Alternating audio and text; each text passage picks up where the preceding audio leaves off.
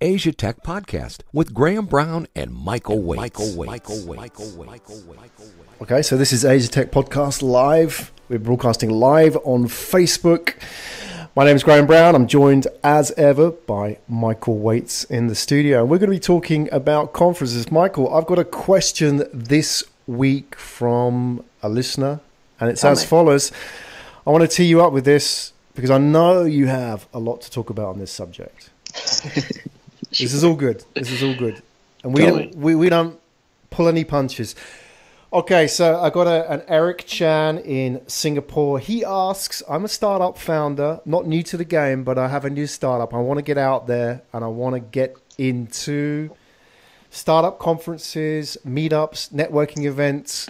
So much choice, especially in a place like Singapore. But for the whole of Asia, really, there's a lot of choice. Where do you start? Where would you recommend somebody like Eric or anybody else that's listening today, whether they are startup founder or investor or just somebody interested in this scene? What's the best use of your time getting out there? Is it actually worth getting out there and going to these conferences? What do you think, Michael? Yeah, I think so for sure, actually. So just based on my own experience and on the experience of kind of everyone that I've spoken to, and it's really just pure, networking is really the wrong word for it, right? But how do you get involved in any kind of ecosystem? I mean, the real thing is just go meet people. And the best way to meet people is to go where all the people are. Right. So, and I remember doing this 5 or 6 years ago when I first came to Bangkok. How do I meet people in the startup business? First thing I did was I went and I started meeting companies. I just said, I'm a potential investor. It wasn't even pitching. It was more just like, tell me what you do and how you do it and who you know and who the important people are that have helped you get to this point. And then just keep meeting people. And I think the other thing to do is, sponsor your own events really is the wrong way to say it, but like have a dinner and invite 5 people over, invite 2 startups over for dinner, mentor somebody, like just meet. It's so important to meet people. What does that mean, right? So where are the best places to meet? Well, in Asia alone, right, you have at least 4 people that are running massive conferences, right? And we can go in any particular order, but Slush does something all over the region. They'll be doing something in Singapore. They did something in Tokyo this year. 5,000 people were in Tokyo. We can talk about that. Yep. So Rise, which is probably the biggest, had 15,000 people in Hong Kong a few weeks ago. And it was just massive. And Rise comes out as sort of the Web Summit platform that comes out of Europe, right? You have Tech in Asia. And Tech in Asia kind of takes a different tack to this, right? So they have Singapore, Tokyo, and Jakarta, which they've done none of those yet this year. But they try to hit the biggest markets in Asia. Jakarta obviously is in Indonesia, so it's the biggest country.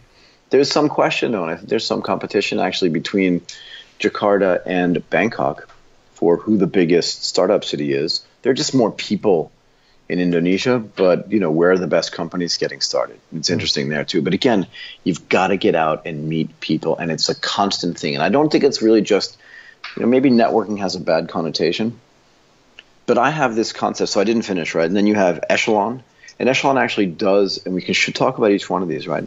Echelon actually runs conferences in Malaysia. These are sort of satellite conferences that they do, right? Because Echelon takes a different take on this, right? And basically what they do is they run individual, I'd say smaller conferences in a bunch of what they call satellite cities. That's their satellites to their big event, which is called Echelon Asia Summit, which takes place in Singapore. And there they can have anywhere between 2,500 and 3,000 people. So it's big. It's not massive, but it's big and it's hard to do, right? But historically, the Echelon, so the E27 team has put on conferences in Malaysia, in Kuala Lumpur, in Cyberjaya, in Thailand, which is generally in Bangkok, Central Asia. So they have a partnership where they kind of white label, not really white label, but they kind of rent out their name, Echelon, to a team in Kazakhstan, to be fair. Right. Yeah, that puts on a conference there, which is really interesting. And that conference still feeds into the Echelon Asia Summit. Indonesia obviously is in Jakarta. Vietnam is going to be in Ho Chi Minh, and the Philippines, which is going to be in Manila. And the whole thing, what they really do is they've got individual competitions there, and they try to pull people from there into their big conference in Singapore. Right, but you have to attend these things, particularly when you're first starting out, because it's the only place you can go to meet people. And it's concentrated, heavily concentrated. Everyone that's there is either an investor, right, at any level. So they're venture capitalists, high net worth individuals, That's kind of like sort of random people, rogue investors, basically just roaming around. But you also have journalists there too, so you can kind of see who are the journalists focusing on, who are the startups that are getting the most attention, right? And this is kind of the best way that I found, actually, at least at the beginning of my sort of venture capital journey in Southeast Asia, was to attend all the events and meet anybody you could. You just walk over. You never turn down, and I'll say this consistently on all of our broadcasts, like I never turn down the first meeting. Unless the person is a real clown, right? Because you just don't know. Right. Are we going? You're going to run down the conferences. Are you also going to talk about how to network in those conferences? Because I'm curious. I think Eric wants to know as well about how to make use of your time when you go to these places, right? Yeah. So again, what I like to do is, what's your interest? Are you fintech interested? Are you ed tech interested? Are you just generally tech interested? It's hard to be generally interested and get anything good out of this conference. Think about it like going to a prom and not having a date. Right. I've done that. That. How do you just, so have I. I'm not proud of it. But how do you decide who to meet? So you have to have a strategy, just like with everything else in life. You have to have a strategy before you go. So pick a topic, right? Or pick a stage of investing, right? So Rise, this is a big difference between, let's say, Rise. There was another conference recently called TechSauce. And TechSauce, there are about 2,000 people there. This is Bangkok, right? Yes, in Bangkok last week, which is weird, but it was last Friday and Saturday. It's kind of weird because they advertised it like there were 6,000 people there, but I was there and there were probably 2,000 people. But I'll tell you what, putting on a conference for 2,000 people at any one point in time, it's not easy to do. Like, you should be super proud of having 2,000 people there, right? So one of the things you do is you just have a strategy. Right, and TechSauce does kind of the same thing that Echelon does, and the reason why is because the people that put on TechSauce actually used to be the local partner for Echelon, and they kind of branched out on their own and said, hey, we can do this on our own, let's just do it for ourselves, right? And they did satellite events in other countries, and then they kind of fed everybody into the big TechSauce event here. We can talk about how good that was and like what makes a great conference, but let's talk about how to meet people. It's much more important. The key is to have a strategy. And to have that, and to stick to that strategy. What type of startup do you want to meet? What type of venture capitalist do you want to meet? And what are you going to say to them when you get there? In other words, why does anybody want to know you as well? Right. So I see plenty of people do this, whether they're lawyers or sort of mentors or even just new founders. The key thing is make yourself important enough to meet. Right? So make sure even having a T-shirt that has your company name on it is really important. But more important than that, share. Right? Here's the thing. Right? And we talk about this in multiple contexts. But the idea is you go to a conference is, and let's say somebody says to you, what are you working on? You say, oh, I'm in stealth. I can't tell you. Right. Forget that. So now you've just, but you say that, right? So you've dismissed that, right? But the reality is that I have that a lot. Right? So you can talk to people and say something like this. So what are you working on? They'll say, well, I just did a big deal for this company, or I just did, the hot topic now is I just did an ICO. Right. Yeah. Right. So you did an initial coin offering, and you just say, because you're interested, really, how big was the coin offering? Now, you didn't ask who the company was, right? But you want to get a sense for size and scale because you want to be able to have a follow-up conversation with that person. Is sweet. What are the mechanics on that, right? But again, this is how you can help somebody else and how you can help yourself by giving away information that is slightly proprietary but more interesting than anything else. But if that person responds to you, remember they volunteered. I just did an ICO. I just helped the company do an ICO. Now, theoretically, there's KYC information here, but also sort of client and advisor privilege, so you don't want to know who it is. But I think you can ask them size. This is one of my biggest issues, right? So I said, wow, that's really cool. I'm genuinely interested. How big was it? Oh, I don't know. Okay, so the mail that was written by Eric, right, he really wants to know, how can I meet people? That's the worst way to meet somebody, right? Because you've introduced something, right? And now you won't answer the question as to how any kind of details on. So let's say Eric has a startup and he goes to, the Rise conference. So the Rise is probably too big, right? Because it's 15,000 people. And we can talk about the effectiveness of some of these things. Let's say it was at TechSauce last week. And he doesn't know who he's meeting, right? Maybe the person's badge is turned around, because all of these lanyards that they have are pretty terrible. They're definitely not optimized, and they make it really uncomfortable because they'll hang like around your belly and your waist, and no one wants to have someone looking at their belt, right? But that's what it is to see someone's name. So I would actually recommend to the conference creators is figure out a better way to identify people rather than having a lanyard with like a QR code on it. But putting that aside, you kind of don't know who you're meeting all the time. And you don't, if you're new, you definitely don't know their status. So just, try to give away something. If you say, look, I'm doing a startup in IoT or in fintech, and someone says, oh, that's great. Are you doing peer-to-peer? You say yes or no, depending on what it is. But you give the real answer. And the other thing you do is just they say, wow, that's awesome. Are you seeing good traction? You can't. And if you say yes, they're probably going to ask you, how many users do you have a month? Give the real answer. Like 100,000, 200,000, 10,000. It's just a number, and it's a moving target anyway. So yeah, you've actually hit the nail on the head, and that is be honest. But what if that guy is not on your hit list? Is not a VC or an angel that you want to meet? Should you be talking to people who are sort of out of your hit list, off the chart, random people? Is that a waste of your time? No, because you don't know, right? I mean, once you figure out who they are, you can maybe have a better sort of understanding about how much time you should spend with them. But remember, if you're new and if you're new to an environment, right, you don't know if that person's cousin or sister or you don't know anything about them. So all you want to do is treat everybody as an equal, at least at the beginning. Yeah. But because think about this. If you walk up to someone and you're a little bit standoffish and you're a little bit rude, right? If a venture capitalist who's a friend of yours or a peer of yours says, hey, I met Graham and I thought he had a really good business, the other woman who met you could say, really? I don't know. He was a little bit standoffish to me. And I just asked him a simple question like, how many users do you have? And he introduced the topic, and then he was like, I don't know. But he sells himself as the CEO. So my feeling on this is, in almost all cases, it's better to be sort of nice and polite. And I like to use the word generous, right? Yeah. Because your generosity is going to go a long way. So if you're at one of these conferences, first of all, you don't know to whom you're speaking, right? It's the same thing like when you're driving. Like you're not going to just be mean to another driver because you don't know. They could be like a friend of your mom. Yeah, right.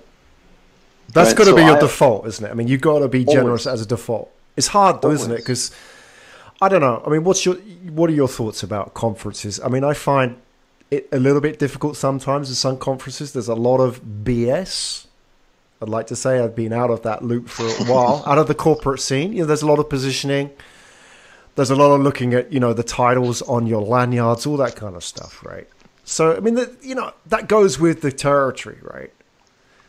Right. So do you actually enjoy yourself when you go there? Do you cut through all that? Do you talk to people? I mean, like I love talking to people, right? And to be fair, if I go to like the tech, if I go to Texas, I know a lot of people that are there. So for me, it's a way to catch up with people that I haven't seen in a while. Right. But more than that, it means that now I've got to figure out like who I can talk to in passing and who I can make the time for, right? So at this particular event, I was actually helping somebody raise some money. So we spent some time talking to the venture capitalists and sort of the investors. And that's a different element altogether. Let's talk about that later. But let's think about the difference between Texas and the Tech in Asia stuff and the Echelon Summit, which has 2,000 people. Now, each or 2,500 people apiece, right? Let's just back up and talk about Rise. Right, so Rise is a conference along with Slush that sort of bills itself as, it's a little bit of a party in a way. Yeah. Right, so if you look at the Slush page, it's it's got a big headline, nothing normal ever changed a damn thing.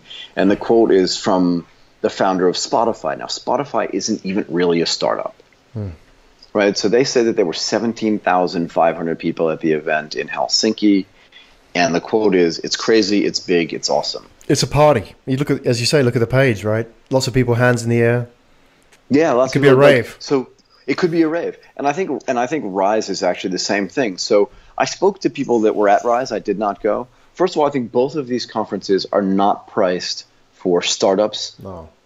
to have an effective experience. They're too expensive. My view on this is that, and I think actually that Echelon does this a little bit too, although I haven't checked the pricing recently. But for sure, Texas did this. Like, basically, if you want to have the conference to make money for yourself, go for it. Okay? But Rise said they had 15,000 people in Hong Kong. The cheapest ticket there is $157. That's about $5.2 million of revenue. Okay? But if you also look at, Slush, and it's all the same kind of stuff, right? They'll tell you who their sponsors are. And if you go to the Rise page, it's like Microsoft and Singtel, and all these people are sponsoring as well. So what's the revenue associated with a conference that's that big? If the point for you is just to create a gigantic kind of startup party, then I say go for it. But if the point for you is really just to meet people, I say go to a smaller conference, right? Because the guy who's traveling all the way from San Francisco to go to Rise, it really is just going to hang out with the chief marketing officer from Uber. Because those people consider themselves on the same level. And the likelihood, in my mind, for those people to meet like real startup people that need real investment, that are there to find a mentor and all that other kind of stuff, I think it's something like Rise or like Slush. I just don't think it's going to happen. And again, maybe I'm out of the loop, but I don't think so. I haven't heard a story where someone's gone to one of those conferences and come away with a $250,000 investment from someone that they didn't already know. Right, that they hadn't already been having meetings with, right? Because if you look at the way the speed matching takes place at these conferences, and I'm sure that Slush and Rise have kind of way better areas than something like Texas or even Echelon has. Right? Like if you go to Echelon in Singapore, there's a little bit of kind of like a coffee area set up off to the side. But it's all noisy, and people are tired after the second day. And that's the other thing too. For a conference that's like 2 days long, definitely don't expect to get anything big done on the second day. Particularly for a place that people have to travel to. I know that's sort of bad sentence construction, but the reality is that everyone that goes there is there for the first day. If there's a post-event party, like on the first day, that means the second day, everyone's coming late. And if there are 2,000 people there on day one, there are 1,200 people there on day two. And a lot of the international people will have left because they're real, and a lot of the local people will have left too because they're really only there to like meet people on the first day, and then going away. But again, these big events like Slush, which are fun, tons of fun to go to, and I never heard someone go and say, "Oh, boy, I didn't enjoy myself," but I never heard anybody come away saying that they've actually accomplished something, right? And I think the marketing around this is really for Slush and Rise to make a ton of money. I don't think a conference that has 15,000 people in it, whether it's for startups, for investment banks, even South by Southwest has a ton of people go. But unless it's a movie that's going to get funded, right? Because remember, South by Southwest is heavily skewed towards entertainment, but it is a conference that's a few days long that has a ton of people going there. And I think the more the bigger these things get, the less likely that anything big is going to happen for something that wasn't going to happen anyway. Right? So go ahead. Well, back up a little bit there, because from my experience, I spent many years going to the GSM Congress, which was originally held in Cannes in the south of France, then moved to Barcelona. Right. And that would be 40, 50,000 people. And I think these days it's even more. Could be. You're talking about the mobile conference, yeah? Right, the Mobile World Congress, right? So that was 3GSM. It's had a number of different names. I think now it's the Mobile World Congress, right? So that would have 40, 50,000, but that would be a week. And, the thing with that was that would be the one event of the year that people would book in, they would make time for, they would book the hotels a year in advance, they'd book their flights, etc., and they would just do that one event. And they wouldn't go to anything else during the rest of the year, right? Because that one event would make up for it. And that it was sort of polarized the whole industry. It was all 3GSM, so Mobile World Congress, and everything else was sort of the crumbs off the plate, if you like. But that was it, though, right? In other words, that was the only event really that anybody attended that whole year. You could get the CEO of Vodafone there. Oh, yeah, right? The chief technical officer of Vodafone, and Samsung goes, and Microsoft went, and they announced products there. This is a big deal. The boats were there, the yachts. Everything. Yeah. And parties. It was parties every night. And that's where a lot of the relationships were sealed, right? I think that's what a lot of people came for. A lot of people didn't actually go to the conferences, and they would just have meetings off-site for the 4 or 5 days that they were there, right? So that whole sort of infrastructure had grown out around outside of it, which maybe isn't in these sort of medium level events that we're talking about. You know, there was a village, a whole city that came with these events, right, and built itself. So you just actually mentioned a really great point, and that is, if you want to be as effective as you possibly can be before you go, make sure you set up meetings prior to attending the conference. Any conference, I think this is key, right? And always try to get, and I understand the point you're trying to make, and I want to get back to that in a second too, but always try to get meetings outside the conference area. So if you meet somebody there that you find really interesting, I think the key to them is to say, look, it's really noisy here. There's a lot of stuff going on. I don't think we can have a substantive conversation. Let's try to find a way to meet either later, before the after party, or the following day if you're still going to be in town, because that's where you can have a real conversation. So maybe you get people to, you do what I was saying earlier, you get a ton of people to like you, and then you just kind of follow up with them and watch their behavior and see who the really important people are, and then you try to plan meetings with them afterwards, right? Because let's talk about, like you said, at the Mobile World Congress, most of those people, because it was the one time a year that everybody got together, again, I can imagine like the CEO of AT&T or Verizon walking over and seeing the CEO of Vodafone, and they know each other, they speak to each other, but they rarely get to, see each other in person. And that's where they catch up with each other. And then they talk about new products and new things and new partnerships that they can handle there. And they do that because they're in the same city at the same time. The real question to me is, right, so think about this. Slush in Tokyo, I did a little research. There were 5,000, just listen to these numbers, are really interesting, right? They had 5,000 people there. Okay, it was a Tokyo big site, I think. Of those 5,000 people, they had 500 startups. This is according to their documentation, unless I missed something, right? So you can double check. 200 investors and 250 journalists. Who the hell else was there? Exactly. I went to that event, Michael. This year, right? Yeah, so I went to that event. It was a big site. Was it a mob scene? Like, I didn't go, but who else was there? Exactly. Who are these people? It's exactly what, that was the question I was thinking at the time. It may be a Japanese thing. There was a lot of corporates there. Yeah, maybe. There's a lot of people who were coming from Hitachi or NEC or Panasonic just to sort of check out the startup scene. Right. Yeah, I don't know. So, but again, I don't think that's conducive necessarily. Like, I think the bigger the event is, the less likely you are that anything substantive is going to happen there. Yeah, I mean, if you're a startup, pretty much the first 4,000 people at that event are useless to you, right? Yeah, and most of them don't know what to do with you either, right? So if you walk over to a senior executive at Hitachi who's been there for 20 years, and nothing against Hitachi, great company, Toshiba, great company, right? But they've existed in a corporate environment forever. And the reason why they're there is because they understand how to actually behave inside a corporate, which is very different than running a startup. I guarantee you that. So if you're like a 23-year-old female founder, right? Yeah. Like, I think of Wantedly all the time. Wantedly is a great Japanese company that exists in the human resources space, founded by, this great startup lady. But I can imagine her walking around Slush trying to talk to, and she's brilliant, right? But I can just imagine her walking around, Tokyo Big Site. People would definitely want to talk to her. But the senior executive dude from like Toshiba or Hitachi has no idea what to do with a startup founder to begin with, right? So, what's the effectiveness for them or for her to be able to go to that guy? Now, if she can close that, that's awesome. But I think the likelihood of that happening is really low, right? That's a good point. At that conference. It's like their day out at the zoo, isn't it? That's a bit rude, but I think that's how a lot of these large corporates treat it, right? It's they're going to see how startups behave, get a taste of it, right? Yeah, because if your company has 25,000 people in it, and it's not like Hitachi, sure, is a tech company, right? But if it's not like Microsoft or Google or some company that really understands like the genesis of a software product, right? Because startups are, in general, software companies at some level, right?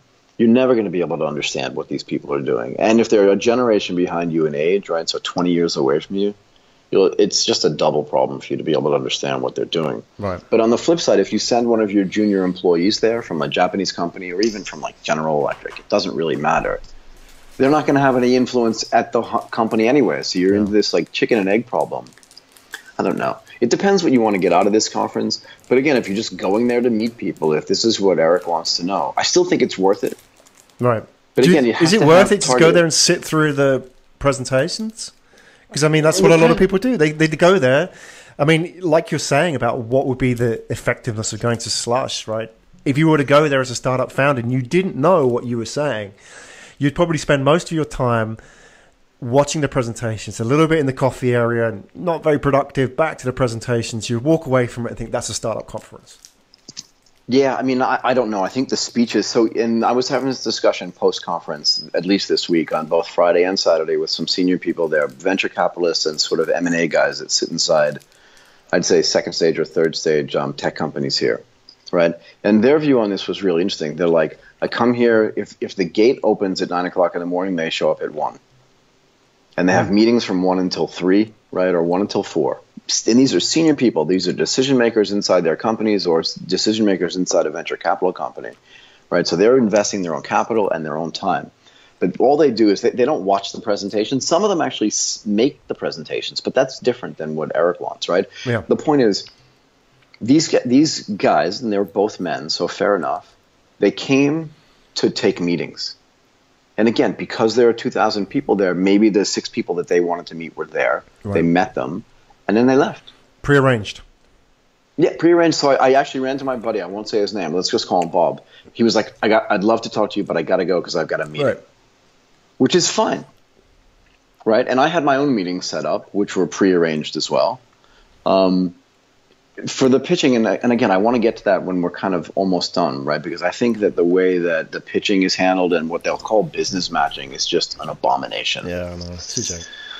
It's a joke. I mean, really, you're a lot more straightforward than I am, right? It is a joke, and we can talk about why, right? In this particular conference, but I don't think it's unique to what happened at Texas. I think every single one of these is like this, and the bigger it is, even if the venue's nicer, I think the worse it is. But we'll talk about that in a second, right? So that's what I would do, right? Is I wouldn't go to sit in on any one particular presentation in particular. And the way these things are set up, because they're set up as like a party. And you'll laugh at this, right? But like the entrance to Texas, so you get your badge and do all other stuff. When you walk into the main area, it's dark. And you have to kind of go to the left to walk down a dark hallway to get into the sort of main arena. And at the end, since their colors are like purple and pink, which is fine because those are kind of Thai-style colors and it's in Thailand, that's fine. But there was a disco ball. I kid you not, with one of those disco lights shining on it, and the ball was spinning, and it was creating that kind of Studio 50... Awesome. I hope you had the dancing shoes on. You didn't have your sandals. You had your dancing shoes on. Tell me. No, I had my sandals on. And I was going to take a picture of it, but I didn't want to be seen taking a picture of it. But I thought it was kind of weird, and it kind of set the tone for me. Right. For later. It's like, I don't understand the point of that. But again, they are just channeling what they're seeing at other events, right? Again, if you look at the Slush thing and you look at the Rise thing, it's more just like a festival of drinking and getting together. Right. More so than... And there's a place for that, isn't there? I mean, there is a place for that, but back to Eric's question, it's like, that's not the most effective use of your time. No, I don't think so. And that's why I say, like, you have to be really targeted when you go. Again, because a whole bunch of people are going to come together. Like, my recommendation is get to them before the after party, because the after party is going to be insane. And you can look at the pictures that were posted from Texas as well. It's like, what happens at the after party stays at the after party. You know what that reference is, right? Yeah, right. Vegas. But it also gets posted on Facebook. It does get posted on Facebook. It's really bad because now you're saying, like, we're trying to have a professional event here, but afterwards everybody's going to be insane, like in Vegas, and whatever happens there you can't talk about. So it seems to me to send a bad message, and maybe that just means that, like, I'm the old guy who stands on his lawn with a shotgun and says, like, get off my lawn. But I don't think so. Do you do after parties, Michael? I don't, and I'll tell you why. Here's why. Right? And it was the same reason why I didn't like going to the Christmas party at Goldman Sachs or at Morgan Stanley, because nothing good happens there. Yeah. Nothing. And you forget. Here's the biggest problem, and this is a problem industry-wide in tech, but I just think at every kind of thing like this, right? It's not just in tech. It's in finance. It's in manufacturing. It's everywhere. If there's a Christmas party, there are a bunch of bad things that are happening. One is everybody's drinking. Yep. Two is there are males and females in the same room, or just people that are attracted to you and you're attracted to them, and only something bad can happen. Yeah, 1 plus and you 2. see it happen every year. Just see it happen every year. The combination of sort of alcohol and energy leads to really negative events, and it happens at tech conferences. Like I said, it happens at Christmas parties, and I've never been to one where I haven't looked around and said, oh. So last year or 2 years ago at Echelon, right? And nothing against the Echelon team because they put on an amazing conference, but the after party was at a bar. So it wasn't even on site, right? Because if it's on site, you kind of still feel like you're at the conference. Yeah. But the after party was at a bar. It was downstairs. You had to get a bracelet. It just kind of felt like you were at a party. You forget that all these people are VCs, investors, founders. You forget that you know them, and that when you wake up tomorrow, you're going to want to either invest in their company or work with them or partner with them. But you forget, and because of that, again, bad things happen. So I think after parties, at least in this environment, are a really bad idea. Right. So your thumbs down on after parties. Interesting. I know. It sounds like it should be a great way to meet people and a great way to network, but I feel like it's really bad because nothing good happens there. And that's why I say, like, you got 2,000 people or 2,500 people in the room at any one point in time. Have those meetings set up because those people are in town and they may not be in town normally. But when you meet somebody, so again, at Texas last week, people would ask me if they didn't know me, so, how long are you staying in Bangkok this time? I'm like, well, I live here. Oh, so that changes the conversation, right? Because that means if they're a Bangkok-based startup, and I met a few of them that were kind of cool, and you're a Bangkok-based investor or mentor or advisor or whatever, there's a lot more time to get together, and it really means it's less and less of a reason to go to the after party, right? And it means that if you have an interest in investing in somebody, you just really just take emails and then you have meetings later. It's actually better if you're in the same city and you've met someone you didn't know, I think, to meet them outside the auspices of the conference. Because I'll put you this way. I ran into a friend of mine at the conference, and I run into her often at conferences. And we looked at each other and we're like, you know what? We're going to have a 2-minute conversation here because we know each other, right? Why don't we try to meet up later after the conference is over? You've got to go to the dinner. I've got to do the pitching thing. Like, let's just meet up later. Let's agree to do that. So we've agreed to do that. But again, that meeting hasn't taken place yet. Right. But you're going to these events with a specific goal. That's the interesting thing, because I think a lot of people, and it goes back to Eric's question as well, is that we'll go to these events just to soak it up without a goal. Yeah. And you sort of go with the flow, don't you? You have a drink at the end of the day, and then, oh, come on, we're all going to the after party, and you get swept along to the after party, and then, things happen, right? So. Yeah, but so for me, I went there to meet for a very specific reason. I'm helping a startup called TripLI raise money. We arranged meetings with 6 or 7 of the venture capitalists or the potential investors that were there. And our first meeting, I'm trying to remember times, but let's say our first meeting on day 1 started at 2:00. I arrived at the venue at 1:45. I got my badge. I found the CEO, and I walked in. We did our meetings, and we chit chatted more. And then I was again grabbed by the chief marketing officer of a very famous company, and just grabbed by a guy who is starting his own venture capital fund. And I caught up with them downstairs.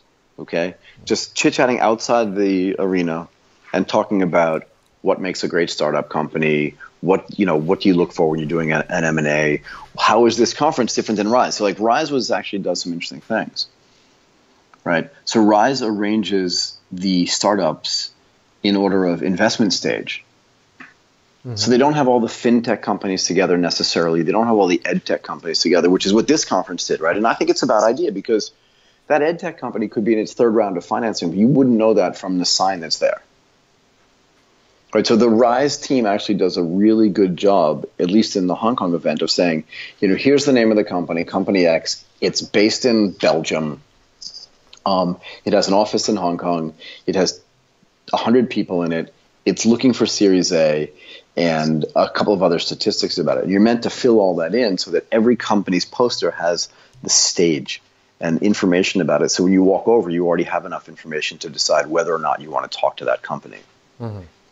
Right. But again, I would submit, and I think the same thing about this that I do about Texas, and that is I really don't think for a certain number of the startups that you charge them to come in. I think there's something really disingenuous about taking a startup where in almost all cases, money or funding is the one resource that they don't have enough of. Right. So who's going to pay though? Because I mean, VCs don't pay anywhere, do they? No, the venture capitalists pay, and they should pay. The VCs that I know will always get in free, more or less, to these conferences, right? I mean, unless they're coming as an individual. I mean, yep, it depends who you know. But so you went to Slush. Did you pay? I did, yeah. Yeah, you did, right? I tried to get in as media, but they weren't having it. Maybe next year when we're a bit more famous, Michael, but this time. Believe me, next year they'll be begging you to be there. Keynote. Yeah, but I had paid. They'll be like, oh my God, there's the guy who tried to get in. It was, and if I was paying as a startup, it was quite a lot of money, right? Yeah, so the startup, so I think if you're, and this is, I'm going to get back to this, and again, it sounds like shrilling. I feel like I shouldn't say this, but I'm going to say it anyway. So the Launch Festival, right, in San Francisco, and they're going to do one in Sydney this next year, right? Basically, their idea is for the first, I'm going to pick a number because I don't know, but let's say for the first 300 or 400 startups that are in the festival, they just go for free. Yeah. Because for my money, right, like if I'm a startup company and I'm burning $10,000 or $15,000 a month, why am I paying? First of all, I got to pay for a booth. I don't know what that booth costs. Remember, that booth is there to make money for the people that are sponsoring the conference.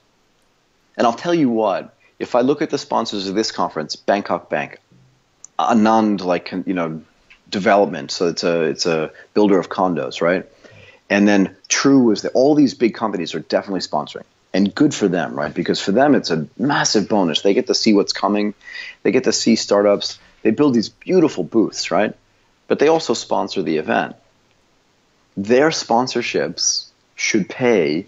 Exactly. The bulk load of the costs. Like, unless you're being really disingenuous, like the Launch Festival really is there so people can learn about startups, and it's sponsored by big companies. And I don't think, although I don't know this, that they're turning a gigantic profit there. I think they could, but I don't think they do because I don't think they want to, because I don't think that it's philosophically part of what their mission is. If their mission is to get a bunch of people together that are really interested in finding, funding, and learning about startups, I think you charge the people that have the money. Yeah. I don't think you charge the people that are trying to raise money, right? There's no reason why. And I was joking, right? Because the founder that I was walking around with, he paid for a ticket. Okay. Now, theoretically, he should pay for mine. Exactly. Because I'm there for him only. I'm not there for me, because if I wasn't there with him, I wouldn't be there. Well, here's the thing with conferences as well. The biggest cost for the organizers is the marketing, right? They spend a year building the list, hitting the list, getting the sponsors, doing all the logistics to get these events, and it's all over in a couple of days, and then they have to start everything again. So if they were to build a community rather than just dragnet the whole thing and get as much money as they can out of the startup. Yes, I talked to the guys that put the thing together, the two main guys. I mean, I talked to one of them really, and I was like, oh my God, yeah, Texas. And I was like, oh my God, because it was, look, at some level, it's ridiculously impressive what they've accomplished, right? There are 3 separate rooms. It's all set up. Like, it's who knows how many volunteers they have. Like, just logistically, this is really hard to do. And it's not like they started doing it in, like, this was in what, July? It's not like they started doing it in May. They probably started doing it last July. Yeah. As soon as Texas won, and this is the second one, I believe. I don't think it's the third, but the second one. As soon as the last one was over, they just shifted right back into high gear and said, we got to do the next one. It's got to be bigger, better, faster, stronger, whatever, right? Exactly. And they did do it. But boy, like, it feels like if you really want to put on a conference if they're just doing it to make money, good for you. Like, really, good for you. And you did a super good job. You had all the right sponsors there. You had enough people there. Well done. But if you're doing it to help build an ecosystem, and if you want the ecosystem to support you over time, you got to restructure the way you finance it, I think, unless I'm missing something, because I think it's better to finance it. Your biggest sponsor should pay for every one of the startups that's there to pitch. Because if I were a startup, I'd never have a booth. Yeah. All right. Well, Michael, let me hand it back to you. If you were to do this, I mean, if you could choose an event, any scale, it could be a large conference, it could be a small, intimate event, but you had to put on an event to do exactly what you said, to build the tech ecosystem. What would it look like? Would you be doing a tech source type event, or you'd be doing something else? Too big. And also, I think, and so I was thought about this when I walked around, right? So there was a room in there where they had panels, 5 or 6 panels talking about things. I'm not sure, right? But I think if you just want to get a bunch of people together, there are ways to do it where, like, it's much more curated, right? Like, I like to live a curated life, and I think that you can curate an event in a way where you get really big sponsors, and those sponsors they subsidize the existence of these startups, which means that you can also, because remember, people that are coming in from out of town, like, the venture capitalists, the investors, they're basically spending their management fee to come and do it, right? So you want to minimize their costs as well, and you want to give them an incentive to actually, and give them an environment, because all they want to do, right? The most important thing, if you talk to your best investors in the world, they'll really tell you that that 3 things matter, okay? And the first thing is meeting the right startups, okay? The second thing is picking the right startups, if you're an investor, right? And the third thing is getting into the deal. Can I get in, right? Because even if you meet the right startup founders, if you don't pick the right ones, you're out. And then if you can't get into the deal, even if you pick the right ones, then you're out. So what are you doing? So I think you want to create a conference that creates an environment where all the right startups are there, right? So they run these competitions, but I don't think the people that judge the competitions in the satellite sort of zones really make a lot of sense. Because again, if you look at the people that get sent to these satellite events, it's the junior person from a really great venture capital company. Right, so they're not the people that are actually going to make an investment decision. And again, if you look at the way people behave at the conference, maybe they're hungover on the second day. Like, I really don't think it's the right way to do it. So what would I do? I'd curate the whole thing, and I'd spend a lot of time having my team, before it gets to that point, vetting the startups, like 3 or 4 a month. That's it. And I'd vet them globally. So I'd create global partnerships with people that can also have really strong input into what the startups are. And then at the end of that year, or maybe every 6 months, maybe is the best way to do it, right? Because remember, most startups don't want to wait a year to get funded. Maybe you're on a 6-month cycle. And every 6 months, you take the best startups. It could just be 5. It could be 10. And instead of having conversations around, like, what's new in AI this year, what's the big trend, because people make up questions that aren't really relevant.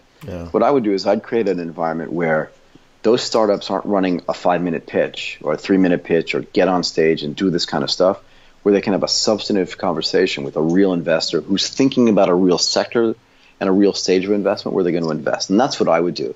And the other thing I would do is, if I'm going to get all these people together for 2 days, I might run a sort of a startup education thing, where if the startup is there, since I've been funded by Microsoft or Cisco or, Qualcomm, I can actually take the time to bring in other founders that have already been funded, have already been successful, and say, here's how I scaled. Here's how I did my SEO. But real people talking about real things that will help the founders of these companies, whether or not they get funded, right? Right, so they're talking about them and their journey rather than the domain knowledge, right? Which is totally different to most conferences, because right? You could sit up on stage, right, and have a panel that goes like, what is the new trend in AI? Right, but that's like today's trend. Nobody gives a shit, excuse my language. You're right. No, because it changes. But why do I need to go to a conference for that, right? I mean, that's the whole point. You don't really. So the point is, exactly. And if I want to get people together in a room or at a venue, I want to have it be the most effective, and it's expensive for everyone to do. I want to have it be the most effective event that it can possibly be. And I think you eliminate some of the noise and the sort of the gamification that takes place around it. I wouldn't make it a party, right? Because I think that distracts from the professionalism of it. Again, maybe it's just me, but I think you want to professionalize this whole thing. And if you look at the places where the best startups really want to go and where they really get funded, right? Because most startups don't go to get funded for Series A or Series B. They're already okay, right? Because Series A funds growth. And if you have growth, you're going to get funded whether you go to a conference or not. Yeah. Funding in a conference, to me, particularly in Asia, is about like seed stage funding. Right. But right? you go back to what you said, because you talk about getting those people into a room rather than a conference, right? I think, you know, what you want to achieve and what you're saying, you have to kind of deconstruct the whole conference model, don't you? You've got to take away that whole go on stage, talking to 2,000 people, talking about, you know, his thing, whatever. You've got to kind of break that whole thing down. You're talking about something else here. Yes, so let me give you an example of what the business matching, or what I'll call the sort of speed dating, which I hate. Think about the concept of that, speed dating. Would you ever speed date? No. Absolutely not. Do you know what I mean? Like if you're I married, I absolutely hate it anyway. I just think I mean, it's okay. It's okay if it's just for fun. But, yeah, sure. Right. You want to have a speed dating game? Sure. Yeah. I'm happy to play games. But like if you want to really go and fund a real serious startup, here's what happened, okay? So you have a 15-minute window. Here's exactly what happened at this conference, right? You have a 15-minute window. Okay, so but first you have to get your thing scanned. So when you get your little tag, your name tag scanned, you're taking away a minute right there. If you have an advisor, which my guy did, that's 2 people. So now you're talking about 90 seconds. That's a lot of time. You sit down, but now there are 3 of us. They only have seating for 2, so you've got to find another place to sit. Now you're talking 2 or 3 minutes wasted. The setup that they had was so cramped and really like poorly constructed. It was almost like, you know, it was unsturdy. You can go read stuff on it. Like I can post stuff on this, but it was really an unsturdy construction, and it was 2 floors. And I'll tell you, walking up those stairs to the 2nd floor scared me and scared everybody that did it. But the point is that once you get to your seat, there's a woman making an announcement already. You only have 15 minutes. That's not true, because now you only have like 11 minutes by the time you sit down. And at the 5-minute time, and she's making it in 2 languages, which is completely unnecessary, because if you're pitching to global investors, you're speaking English, right? You're speaking, and even if you're not, so if you're a Thai startup pitching to a Thai venture capitalist, and you're at that conference, the chances of you not being able to speak English at the level where you can understand like 5 minutes left is pretty close to 0. So when it's 5 minutes left, an announcement, loudly, yeah? And it has to be loud because it's right in the middle of the conference center room. So there's so much noise there anyway. I can tell you're loving this. Oh, I hated it. In 2 languages. It's really annoying. What if you're at the climax of your pitch? Yeah. So now you're just interrupted. It's just crazy pressure as well, right? I mean, it's not a good environment. I don't mind. It's a crap environment from the beginning. But then with a minute left, it's like a minute left. And again, they're still talking. And then when there's 5 seconds left, the woman would stand up and count down 5, 4, 3. I'm still talking, right? 2, 1. And this is the worst part, was that a bell went off. No way. And I mean like a bell, like a school marm bell that went off like when you were in like your 1st grade. Right. And it went off loudly, like you were at recess, like recess is over kind of thing. Yeah. Do you know what I mean? Like you were dumb and you were like way out in the playground and you didn't know, you were done with kickball or whatever you were doing. And it's like come into class, you're all sweaty because you're 7 years old. Right. And the bell went off. But this made me really mad, actually. I can imagine. And this goes back to your point about everybody just copying everybody else in the conferences, right? Because this has been done elsewhere. And people think, so. That's a good idea. Let's do it in our conference, right? People haven't really thought about it. Haven't really thought about it in the way that you're sort of, you're saying. You've got to think out of the box. I know that's an old cliche, but you really have to here, right? Yeah, and I mean, to be fair, I want to find this quote because I thought it was actually really interesting. I lost it. But anyway, so they interviewed a bunch of people later to find out what they thought, right? And I think this one very well-respected person basically said, I felt nervous when I got on the platform because I thought like it was rickety. It was really shaky. Second, the bell. Why are you ringing a bell? We're adults. We're not like farm animals, right? So don't do that. And the third thing was like, why are we constantly getting interrupted? We know there's 15 minutes. We don't need to be told. When it's done, why not just come and tap us on the shoulders and treat us like with respect? Because the way the whole process was done, I thought was really disrespectful to the entrepreneurs and to the venture capitalists. Wow. Because we were actually, in one of our pitches, we were talking to this VC who loved the idea and really liked the founder. And we're in the middle of a conversation and the bell goes off. And this guy was not happy. And then someone came over and he was really interested in talking more. So he wanted more than the 13 minutes or 12 minutes that we had. And he literally told the person who came over, I got it. Don't worry about it. I'm still talking. Yeah. Right. So I don't like that whole concept of like there's a finite amount of time. Right. It just doesn't make any sense. And if it is a finite amount of time, make it 30 minutes a meeting. Right. Like these VCs have come all the way from some other part of the world. Like, why not just give them 30 minutes and let them figure it out themselves? They're adults. Well, you don't like it, but is there any value in, let's go back to Eric. I mean, could he benefit out of those kind of events, those speed dating type things? Could anybody get some kind of value out of it, or they really are a waste of time? I think that is a complete waste of time.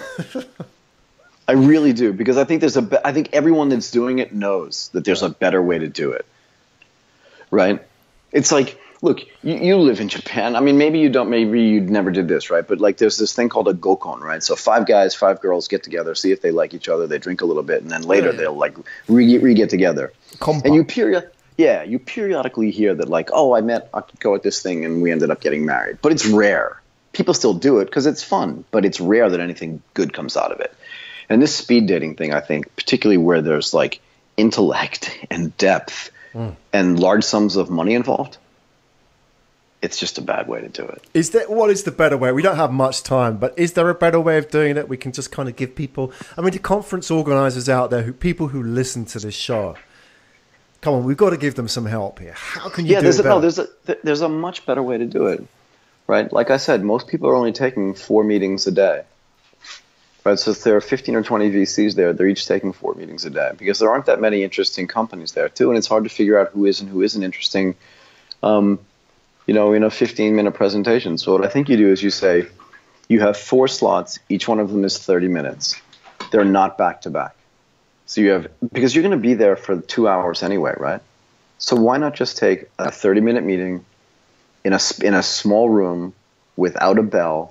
And when the meeting's over at 30 minutes, just have someone, kind of knock on the door and say, time's up. Yeah. But remember, there's a buffer time of 10 minutes in between the meeting where you can either stay in the meeting or go get a glass of water or a cup of coffee.